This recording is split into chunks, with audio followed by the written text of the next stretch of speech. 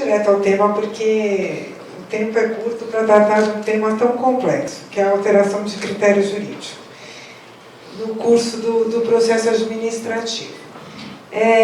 A gente tem que primeiro entender o que é que compõe a relação de subsunção quando a gente olha lá e diz o seguinte: olha, isso aqui é um erro de fato ou um erro de direito? Isso aqui é um vício material ou isso aqui é um vício formal? Isso atormenta os julgadores, né? Isso não tem a menor dúvida.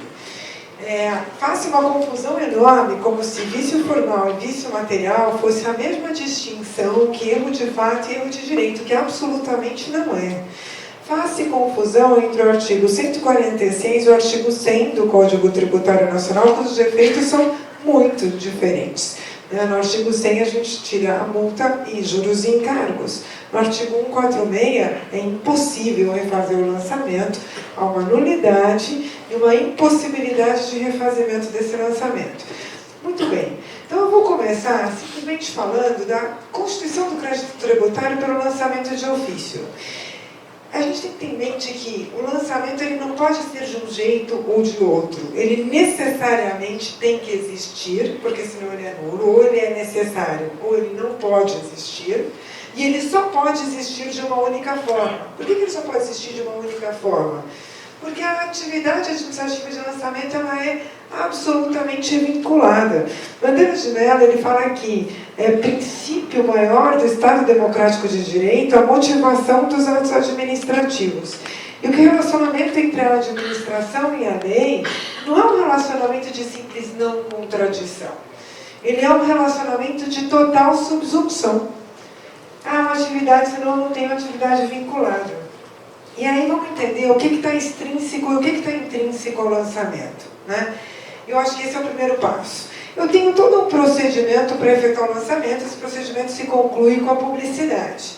O motivo para eu lançar, que é um ilícito, veja, eu estou falando ainda do ilícito, ele não está dentro da norma do lançamento. Por que ele não está dentro da norma do lançamento? Porque o crédito tributário ele é decorrência de ato lícito, não ilícito, né? Até no meu doutorado, justamente eu trato do fato tributário sobre esse enfoque. Ele é sempre decorrente de ato ilícito e não ilícito. O ilícito que é? Não declarou, omitiu, fraudou, apurou de forma incorreta. Isso é motivo. É o motivo pelo qual eu tenho que proceder ao lançamento. Mas a norma que eu vou expedir para esse lançamento, ela tem uma motivação. Essa motivação não é do ilícito. Essa motivação é do lícito. Dado o fato de ter oferido renda, dado o fato de ter circulado a mercadoria, dado o fato de estar sujeito ao arbitramento. Este é a motivação. É aquilo que a lei dispõe.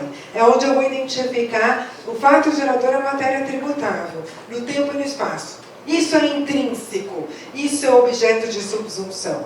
O ilícito não é objeto de subsunção. E aí, a quantificação, a alíquota é objeto de subsunção, que decorre, obviamente, do antecedente normativo. Muito bem. A gente fala isso para entender essa diferença entre vício extrínseco e vício intrínseco ao lançamento. Se o problema é extrínseco ao lançamento, descrição do porquê que eu vou lançar, uma descrição de fraude. Às vezes não tem fraude, mas o lançamento se mantém assim mesmo. Não tem problema isso. Por quê? Porque isso está extrínseco à matéria de subsunção, de constituição do crédito tributário. O que está extrínseco é um vício formal. E é muito pouco que a gente coloca como vício formal. Por quê? Porque vício material é tudo aquilo que tem a relação de subsunção. É tudo aquilo que vai me reportar a minha capitulação legal, a minha motivação do lançamento. Tudo que tem relação de subsunção é vício material. E tudo que não tem relação de subsunção, porque é extrínseco ao lançamento, é vício formal. Cara, então quando for vício formal, eu posso mudar o critério jurídico? Não tem nenhuma relação. Para a gente entender a relação de alteração de critério jurídico, eu não passo por vício formal e vício material. Mas eu tenho que ter isso em mente para efeito da contagem do prazo decadencial para a revisão do lançamento. Para efeito de eu saber se eu posso ou não, se é caso ou não de alteração de critério jurídico, eu tenho que ir para uma outra definição, um outro instituto. que são os conceitos de erro de fato e de erro de direito. Tá? Erro de direito é sempre erro de interpretação, é sempre erro de subsunção. Eu olho para aquele fato e eu falo, aqui eu tenho que arbitrar, ou aqui eu não tenho que arbitrar. Eu olho para aquele fato e digo, essa receita que você omitiu é a receita operacional, ou essa receita que você omitiu são outras receitas. Isto tudo é valoração do fato, ou interpretação da norma jurídica. Tudo que estiver falando de valoração de fato, de interpretação de norma jurídica, é erro de subsunção, é erro de direito. O erro de fato é necessariamente o fato não conhecido ou não provado por ocasião do lançamento anterior. Portanto, esse fato não conhecido ou não provado por ocasião do lançamento anterior, ele pode ser revisitada a matéria para ser também incluído no lançamento. Ou eu vou substituir o lançamento, ou vou fazer um novo lançamento, se for necessário. É isto, esta é a diferença fundamental. O erro, de fato, não implica em alteração de critério jurídico. O erro de direito implica em alteração de critério jurídico. Tudo aquilo que estiver falando de interpretação de norma, valoração de fato e, portanto, de subsunção é erro de direito. Não pode ser alterado por ser alteração de critério jurídico. Erro de fato pode. Agora, se for erro de fato, eu vou contar que prazo decadencial. O 1731 ou o 150 parágrafo 4? Aliás, 1732 ou 150 parágrafo 4?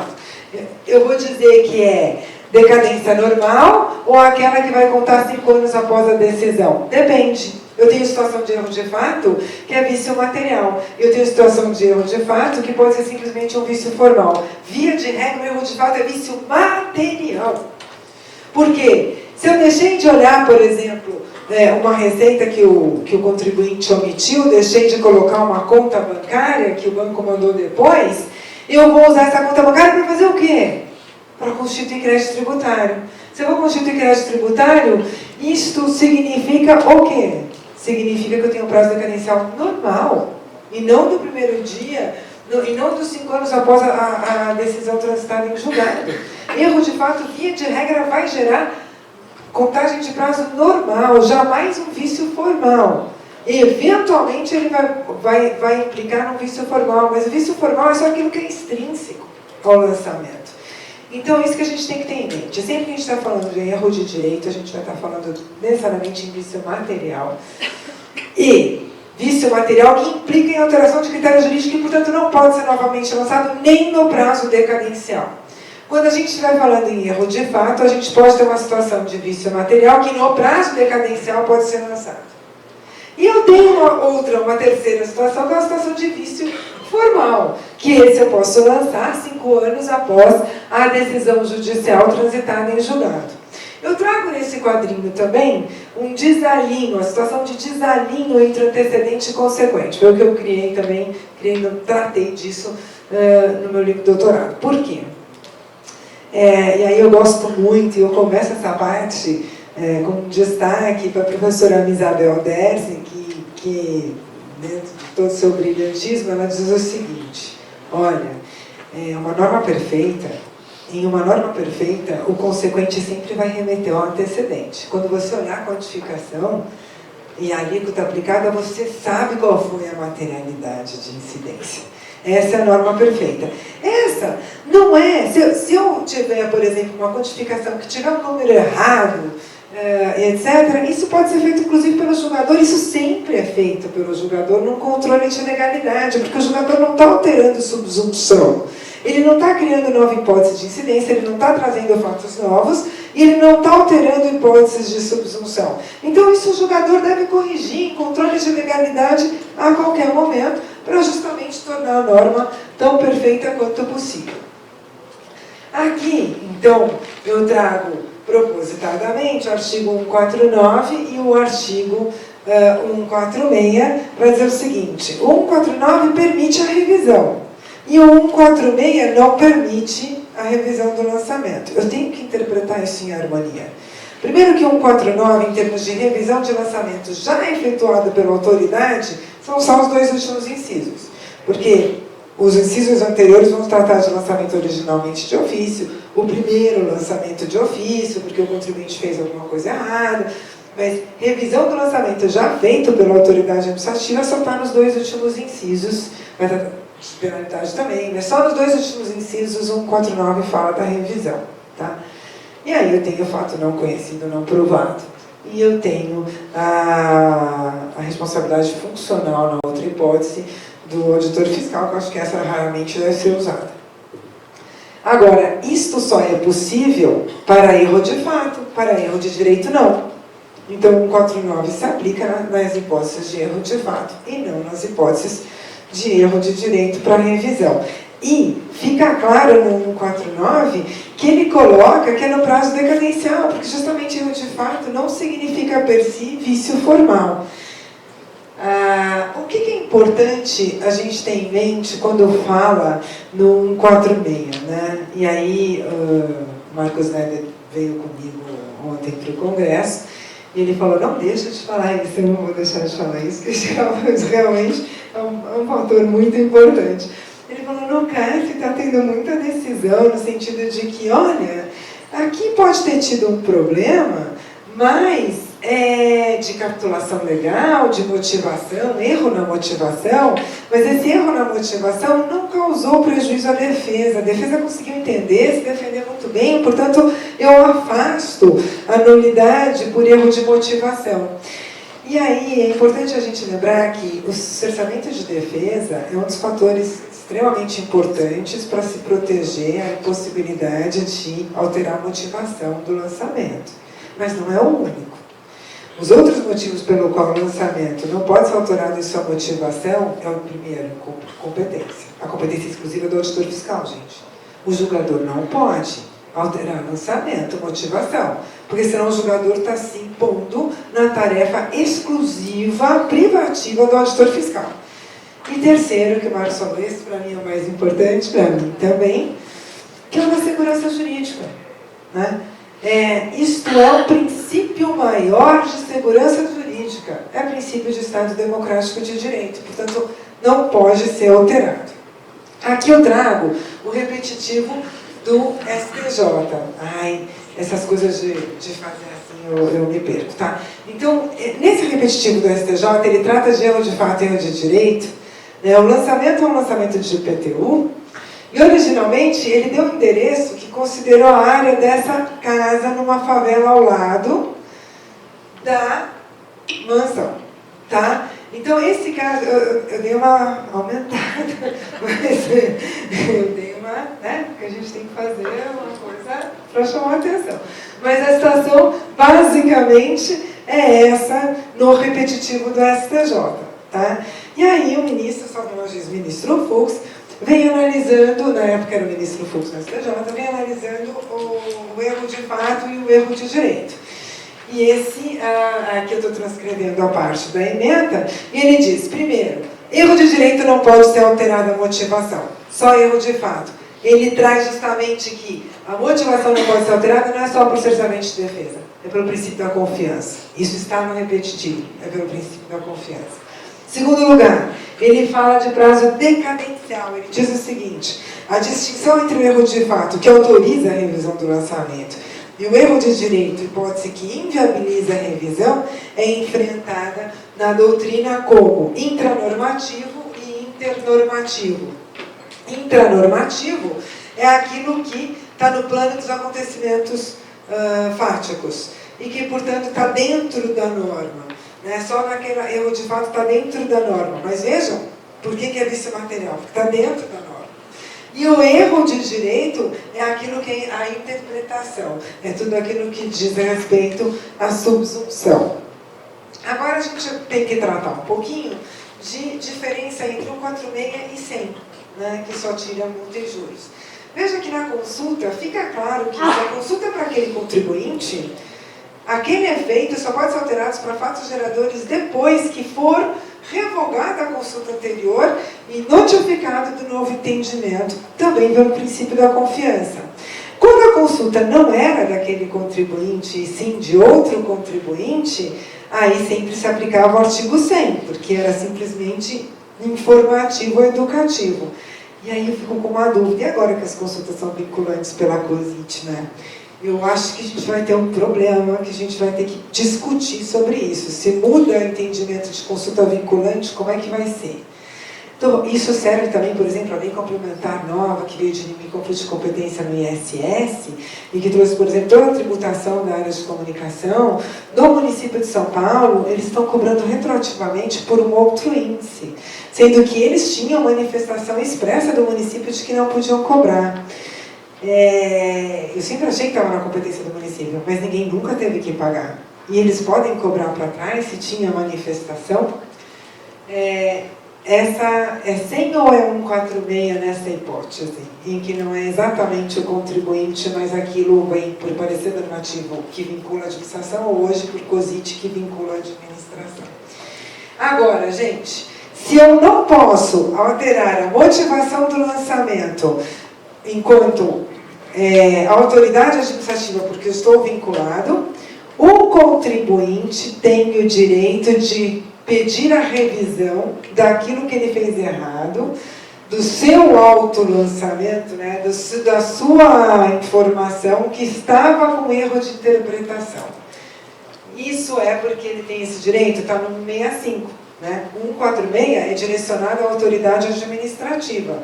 O artigo 165 do CTN é direcionado ao contribuinte. E por isso eu até rendo as minhas homenagens à Receita Federal e à Procuradoria, quando elas emitiram esse parecer normativo 8 de 2014. Tenho usado bastante esse parecer normativo. Ele mostra uma boa-fé muito grande por parte da Receita Federal, uma parceria para com o contribuinte, e o contribuinte procura usar desse parecer normativo para conformidade. Mesmo que seu caso tenha passado pelo CARF, ele ainda pode discutir na Receita se ele conseguiu um documento novo, por exemplo, que não foi apreciado, um fato que não foi apreciado. Isso é importantíssimo, gente. Erro em execução de acordo. Estou usando isso até para erro em execução de acordo. Esse parecer normativo é fantástico. Ele evita litigiosidade e deixa claro que, se não pode ter alteração de critério jurídico por parte da autoridade administrativa, o contribuinte pode pedir a revisão do seu erro e não existe preclusão para isso. O que existe, obviamente, é o prazo para ele pedir. Uns 5 anos, etc., que ele vai conseguir verificar isso. Bom, eu estou com um tempo curto, mas eu tenho vários acórdãos, eu vou disponibilizar na apresentação. Eu tenho vários acórdãos que mostram como que deveria ou estava sendo interpretado pelo CARF a questão do erro na motivação. Partindo do pressuposto que tinha erro na motivação, fica claro que o lançamento é nulo, não poderia ser alterado. Chegou-se, inclusive, a tratar de situações aonde, aqui, esse é o único contrário, esse aqui é o único contrário, mas veja que não é que ele é contrário. Ele diz o seguinte, olha, erro na motivação, alteração de critério jurídico não pode acontecer, ponto. A questão que se discutiu aqui é, eu tinha um primeiro auto de infração que foi julgado e que deu erro de motivação.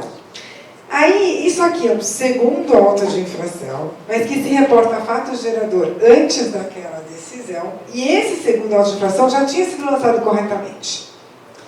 E aí, esse segundo auto de infração, pergunta-se, poderia ou não ser lançado? Decidiu que sim, porque deveria ser, já era um outro lançamento que foi feito corretamente, apesar da decisão do primeiro ter sido posterior a esse fato gerador.